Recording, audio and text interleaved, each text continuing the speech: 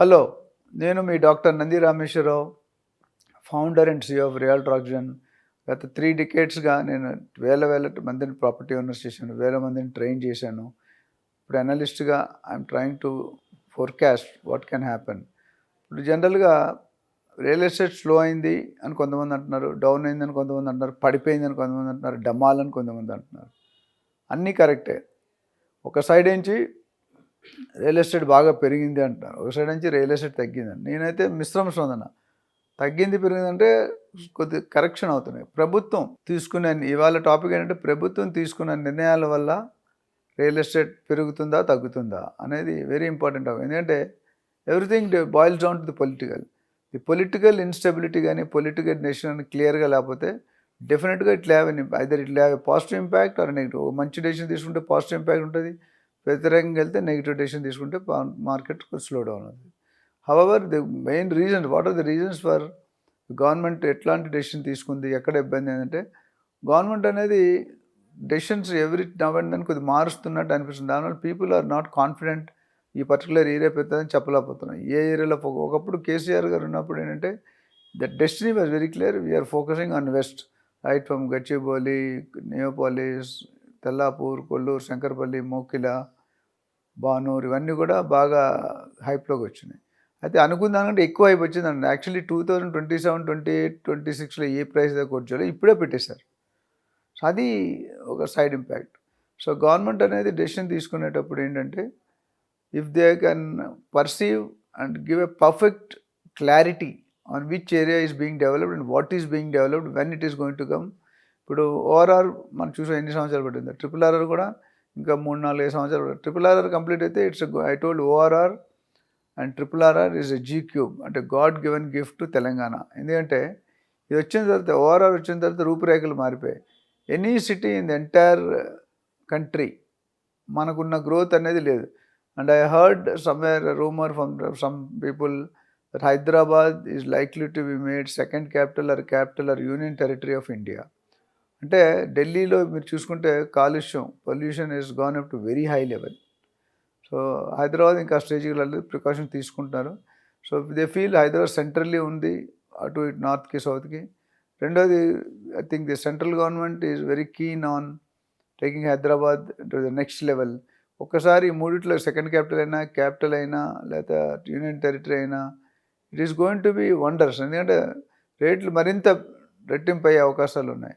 So government నిర్ణయాలను బట్టి effect అవుతుంటే డెఫినెట్గా ఎఫెక్ట్ అవుతుంది. గవర్నమెంట్ నిర్ణయాల మీదే 80% డిపెండ్ అయి ఉంటుంది. ఎందుకంటే గవర్నమెంట్ ఇప్పుడు ఇటుపక్క డెవలప్ అవుతుంది మాకు తెలియదు. ఇప్పుడు కూడా as of now there is no clear indication by the government to the builders or investors. So builders చెప్తే బిల్డర్స్ అక్కడ ప్రాజెక్టులు వేయడం మొదలు రెవెన్యూ స్టార్ట్ అవుతుంది. People will start buying. ఇప్పుడు మనం చూసుకుంటే బెంగళూరు హైవే 12 లేన్ అయిపోయింది, ముంబై హైవే, వికారాబాద్ హైవే ఇవన్నీ కూడా పికప్ అవుతున్నాయి. షాబాద్ దగ్గర 2 SEZలు ఉన్నాయి. సో అట్లా చూసుకుంటే గవర్నమెంట్ నిర్ణయాల మీద డెఫినెట్గా ఖచ్చితంగా ఆధారం ఉంటుందండి. అయితే ఆ నిర్ణయాలు ఇప్పుడు జనరల్గా అంతకుముందు చూసుకుంటే కేటీఆర్ గారు చూసారు ఎంఏ అండ్ యూడీ డిపార్ట్మెంట్. ఇప్పుడు ఆ department it is still with CM, because CM is known to be a good realtor in real estate for the past 2 decades, 15 years, 20 years. ఆయన కెరియరే రియల్ ఎస్టేట్తో మొదలైందని స్టార్ట్ అయ్యారు. So people expected too high from CM. But CM is taking little time to understand. Definitely his intention is to grow the real estate market. ఎందుకంటే everybody knows in the country that డబ్బులు ఎక్కడైనా తక్కువ టైంలో ఎక్కువ లాభాలు రావాలంటే real estate. So but last 1 year or 1.5, especially 2022-23లో rates of gone up too high. అందరంత ఎత్తుకి ఎదిగిపోయాయి. ఎందుకంటే ఆ ప్రైస్ నెక్స్ట్ ఒక 3-4-5 yearsలో రావాల్సిన ప్రైస్ అప్పుడే వచ్చింది. అందుకని ఇప్పుడు ప్రైస్లు పెరగట్లేదు.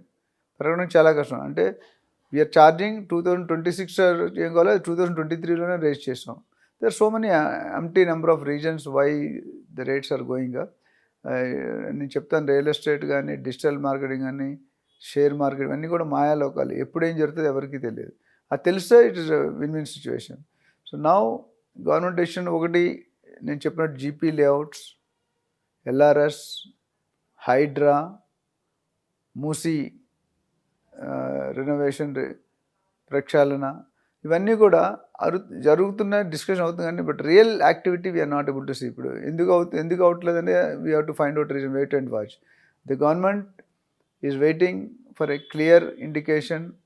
ఎందుకంటే ఇవన్నీ ఇప్పుడు especially for sustainable city, pharma city has been totally confused. ఎందుకంటే కేసీఆర్ గారు ఉన్నప్పుడు 19,330 ఎకరాల్లో ఫార్మర్ సిటీ వస్తుందని క్లియర్గా ఇచ్చారు.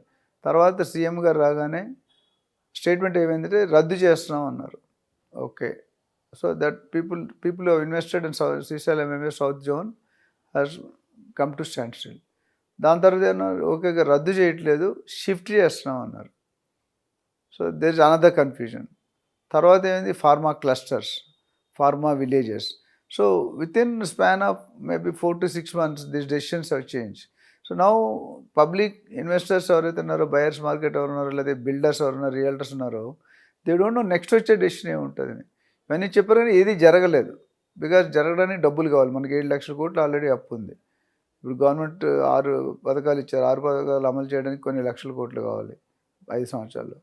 అట్లానే ఇన్కమ్ లెవెల్స్ తగ్గింది, inflation rate, GDP, US elections, యుఎస్లో రెసిషన్, యుద్ధాలు, యుక్రెయిన్, రష్యా, ఇజ్రాయెల్, ఇట్లా యుద్ధాలు జరుగుతున్నాయి.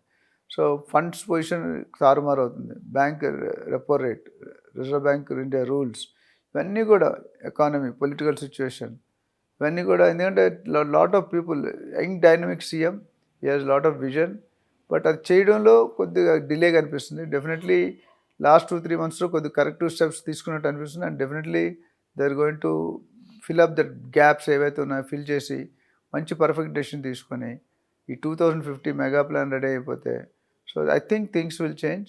సో గవర్నమెంట్ హైడ్రా ఎఫెక్ట్ అనేది కొద్దిగా ఇంపాక్ట్ అనిపించింది. ఉద్దేశం మంచిదే హైడ్రాని తేవడం, బట్ కొద్దిగా రీసెర్చ్ చేసి, కొద్దిగా ఆలోచన చేసి, ఒక ఓనర్ రియాక్షన్ ఎట్లా ఉంటుంది అనేది కొద్దిగా అసెస్ చేసి ఉండాల్సింది.